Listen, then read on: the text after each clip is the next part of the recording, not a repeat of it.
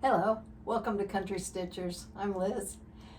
This is just a short video of my holiday smalls and ornaments. I collected some of them as I was getting ready to decorate for the holidays and thought I'd share them with you. Tell you a little bit about some of the special ones, and I realized I have a lot of different techniques in some of these, and those of you who might be fairly new to needlework might enjoy seeing the different types of things that you can do. I have a special person helping me from my technical crew. Carly is here. Say hi. Hi. And I'm going to leave this footage here and come around to the other side so I can point things out and share them with you. And I wish you all a happy start to the holiday season. And Deb and I will see you before long. All right, so let's start with just a couple of things that I have here. This is a small tin by Just Nan, and it was just fun to do. It could also be more of a Valentine. It has some hearts on it, but with the little present at the bottom, I thought it looked like a Christmas theme as well, and that was fun. There's two ornaments I'll show you. One is a gingerbread mouse, and the other is a cardinal, and those were Just Nan patterns as well. I have sleds that I have stitched. The patterns for these are all still available. These are the cardinals, and Deb is my ribbon guru. She's always really good at combining things. And then a larger, those are the mini sleds. And this is the larger sled. This was one of my favorite patterns that they had. I even took this little scene with the boy and girl on the sled and put it on perforated paper, which is what this is done on, as well as the mini sleds. And I put it on top of a nice matchbox by Yankee Candle and gave them away at Christmas time for people who had fireplaces. That was fun. Then I have a selection of my pillows, and those are a variety taken from ornament magazines. A lot of these came from Just Cross Stitch ornaments, and those come out in September. Yeah, Carly, but Did you make those two, or did Deb just make one and then you made one, or you did those two? I stitched both of the cardinals. She made the bows for me on the top. And what is that? Just a cardinal with different colors, or it's the female version. A female is a little browner, a little more gold. That's just the colors they choose for this, but it won't be red like a male cardinal. And then this was a class Deb and I took, Kathy Haberman, and then we did a finish on the back by covering our seam on our pillow with a little felt ornament. That was fun. And then there was a pre-stitch on that too. That was helpful. This was another one from Just Cross Stitch, this was actually a freebie. I got it from I think you could write and ask for the pattern from Kreinik or DMC. I forget who it was that had this little snowman pattern. This again, Just Cross Stitch. I put little tassels on this one just for fun. Add a little color. And this thread here is actually a flower thread that I used. And it almost looks variegated, but it just was different pieces from different skeins. And then the berries are variegated floss for sure. Then this is one of my crow patterns. I really like these. I have one on a pumpkin as well. And I think that was Threadworks Primitives, if I'm not mistaken. I hope I don't mess up the designers, but I didn't do a lot of research for this as to where I found them. And this again was a freebie, I believe, that I found, much like the snowman. Those will be in my pillow bowl. Then over here I have some ornaments I did.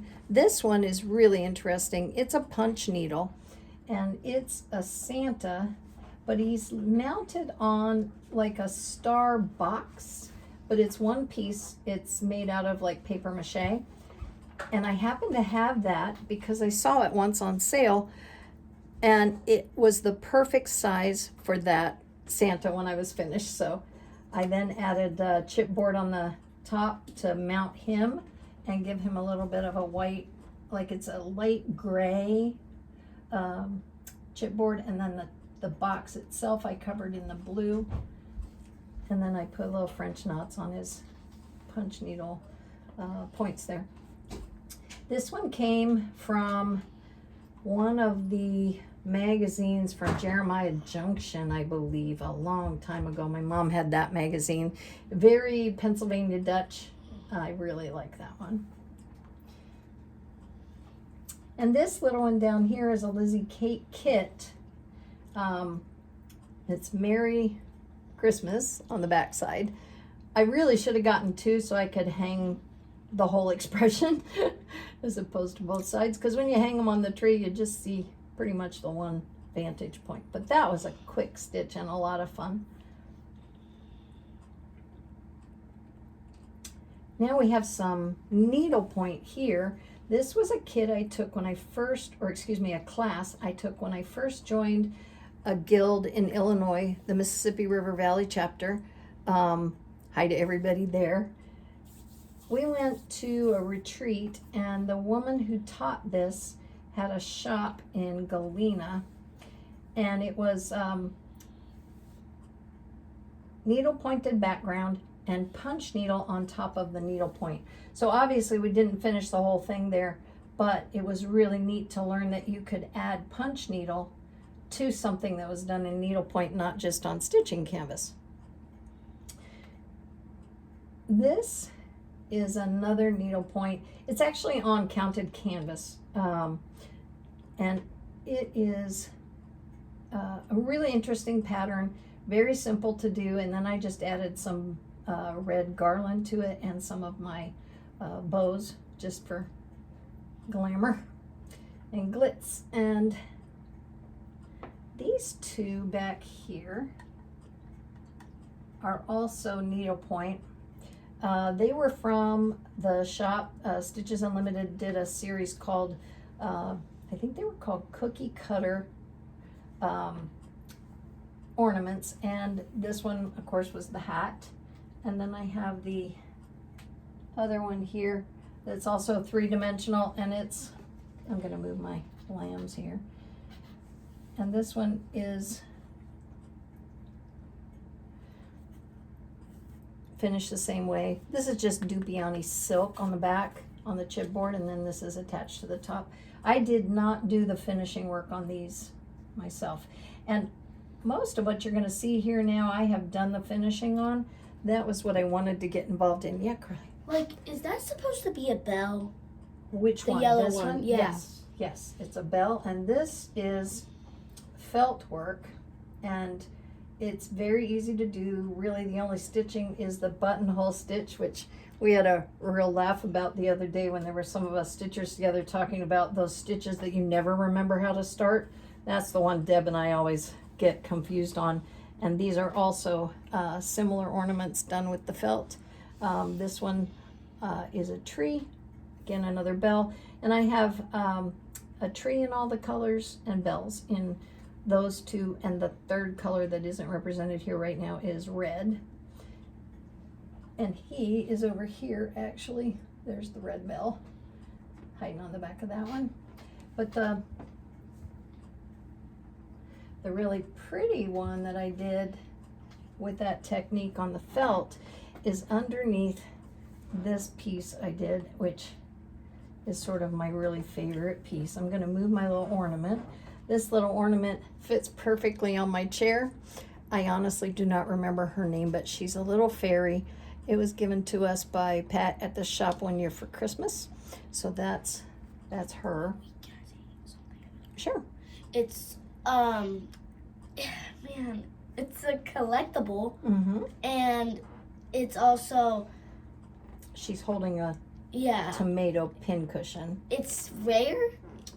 It's definitely a special ornament, yeah. And then let me go back to what I was showing you with the felt first. This is the same technique. You just use your buttonhole stitch and attach the felt. And when I put this down in my curio cabinet, I thought, oh my gosh, that's a perfect place to put my little Santa's chair. If you watched our video, you know I bought this a long time ago to stitch and then worked on it over the years and then finally had it put together. Yeah, Carly. Like, did you make this or did you buy that? The pins? Yeah. They're purchased. Yeah. I did make this one with just the red and green crystals on it, just to accent the chair, but the other ones are purchased that way.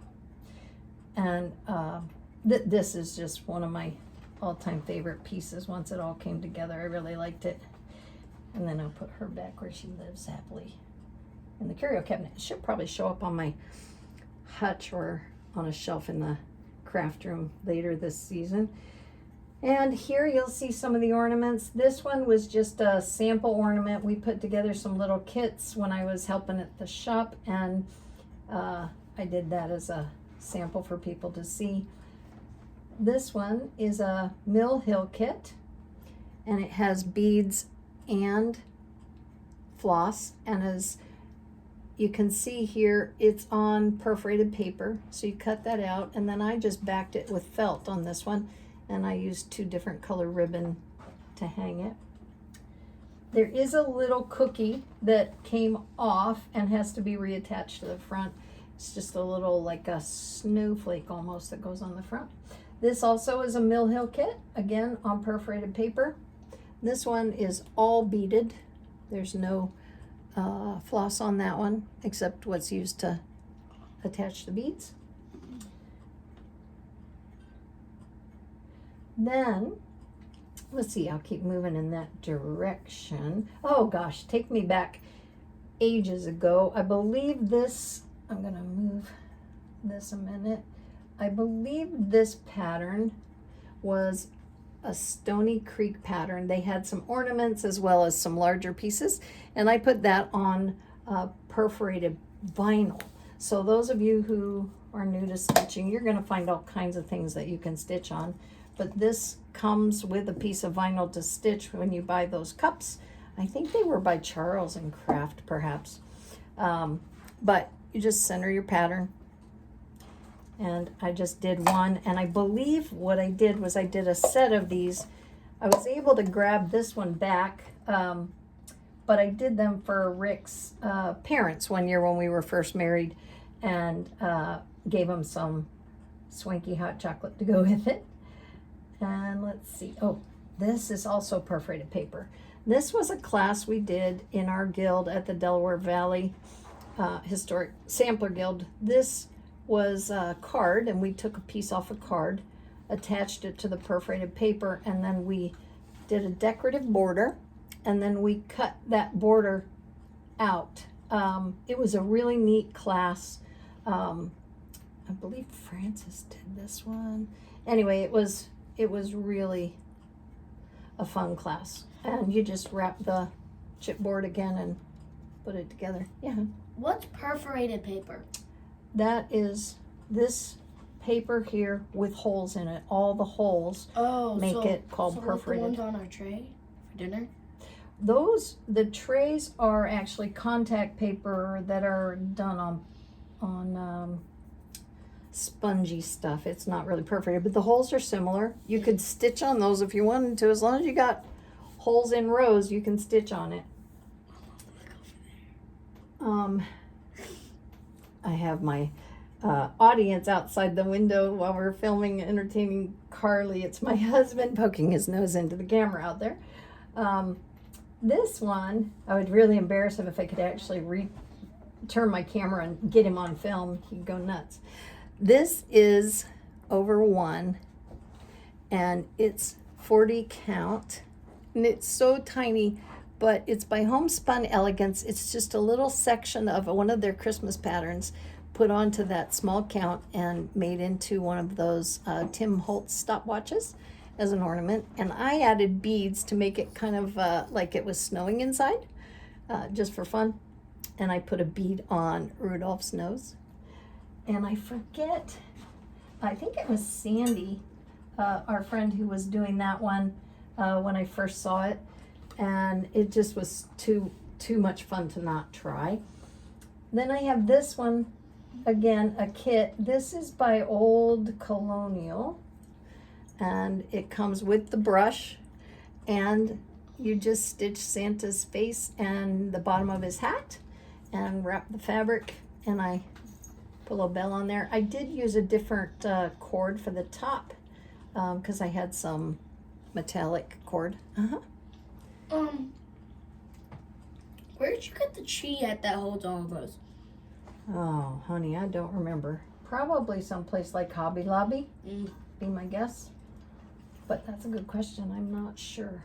Now, this last one that's on my tree here in the back is a JBW design. This was one of Judy's Christmas trees, and I stitched that quite a while ago. And this one is put together on a metallic ornament mount. You can buy these at Hobby Lobby. You can buy them at stitching shops. Stony Creek has a lot of them as well. And this one I believe is 3 inches, and you just attach it to one side, put your fabric or whatever on the back, snap them together, and Bob's your uncle. It's done. As I kept adding ornaments to my finished work, I ran out of places to hang them. So one time I had a tree on the counter in the kitchen at Christmas. Then I ran out there, so now we're running out of space in the kitchen, so I'm not sure where we'll go from there. Now, I mentioned that I was learning new types of finishing as I did some of these smalls. This Biscornu is called the Victorian Biscornu. I did this in a Threadworks Pearl Cotton color that is just gorgeous. That is all one color. And the joining of it was what I wanted to learn, and it was very simple to do. And then I added beading to the outside area.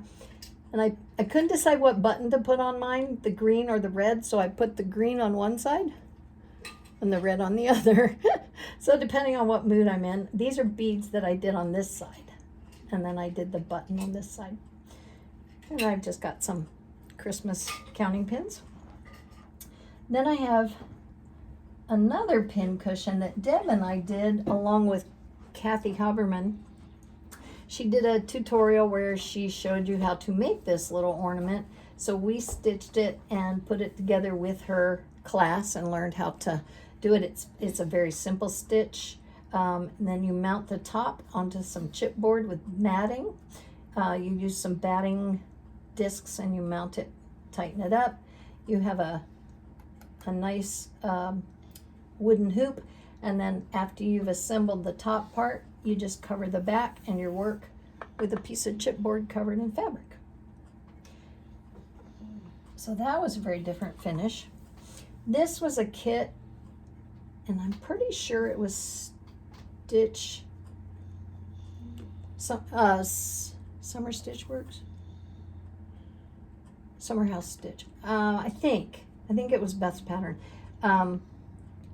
Anyway, it's not intended to be Christmas, but the colors are so Christmassy. I always find myself pulling it out, and you can just stick your needles in here. It's just a little needle book.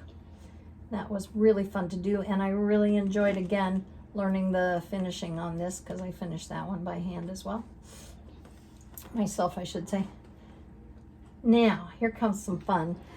Those of you who've watched some of our channels know I like to do scissor fobs. This one was my own design, and it was a Christmas one that I did, and I've done versions of this in varying colors of green and red, and then different fringe at the bottom.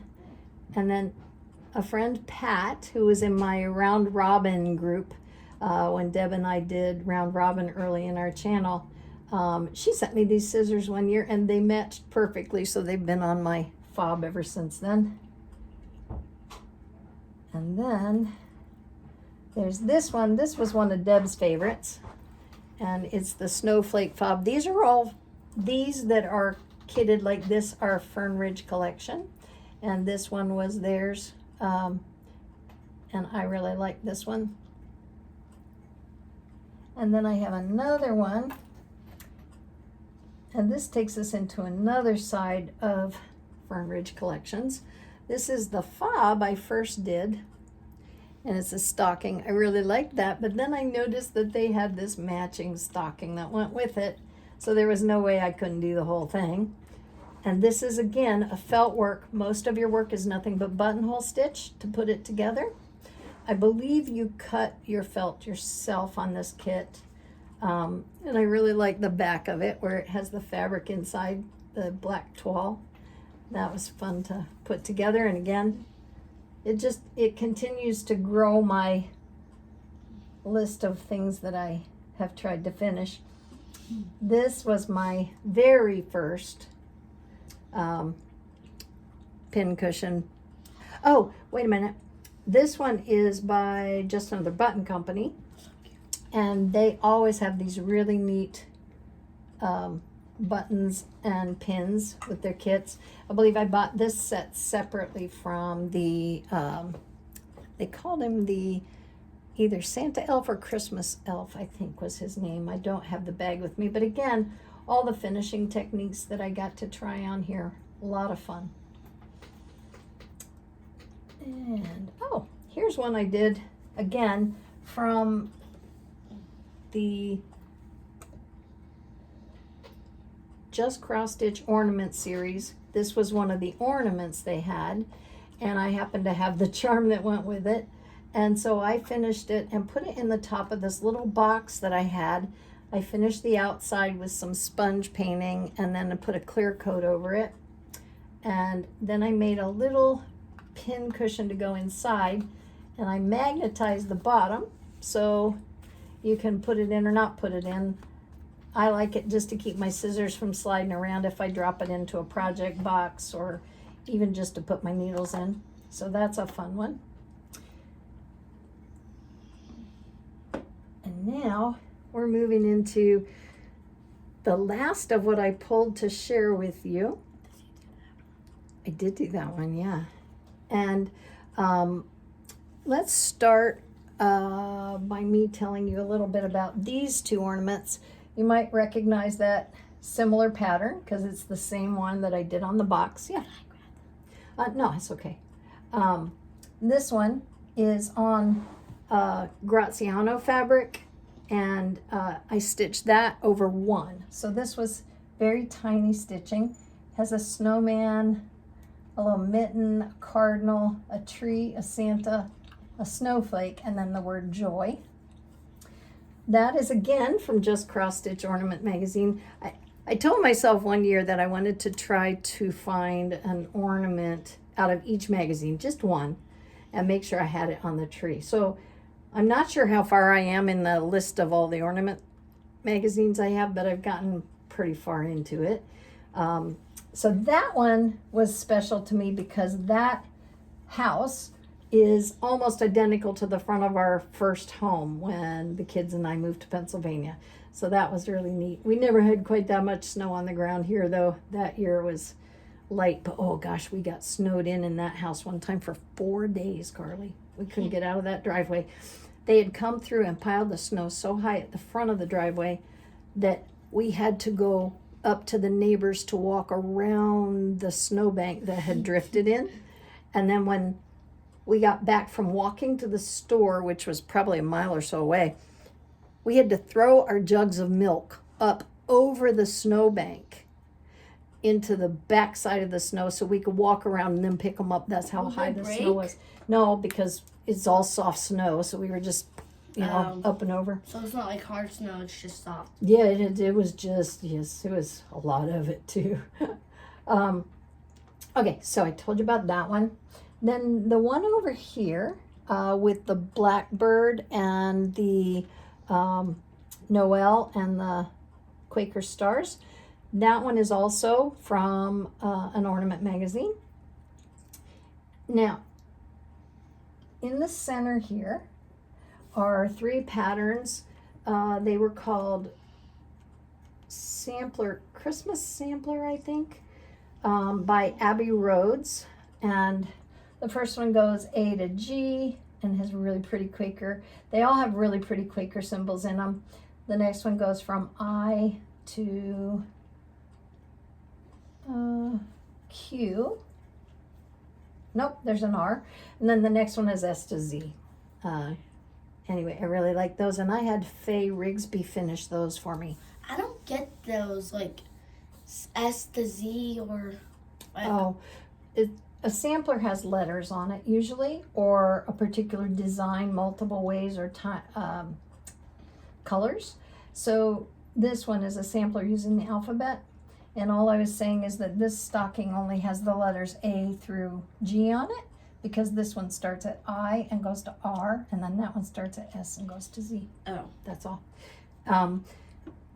The first time I took Pop into a needle workshop, we came out and I said, wasn't that cool for you to see everything we can stitch? And he goes, how many different ways are there to stitch the alphabet? And that's when I realized he did not appreciate what we were stitching. That was just his view of it, was the alphabet. Did you do that? The wood part? No, I'm talking about the scissors and that. Well, I did the fob, yes. That's the one I said was Aunt Deb's favorite one. For Christmas, she liked that That's a lot. mine too. Is I like it? that one. Now this is actually another pin cushion. And there's so many different designs and ways you can do them, but I loved the fact that this sampler was made into like a